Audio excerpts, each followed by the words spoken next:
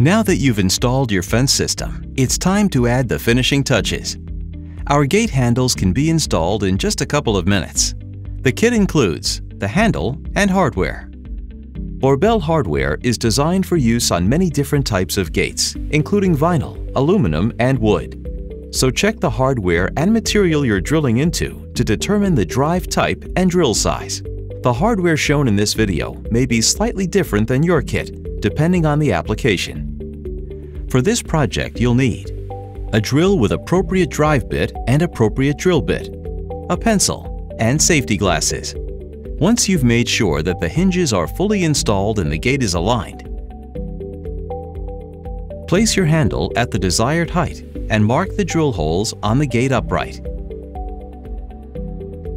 Pre-drill at the marked location.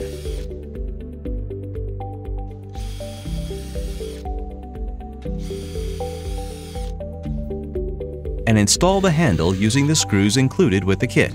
Simple as that.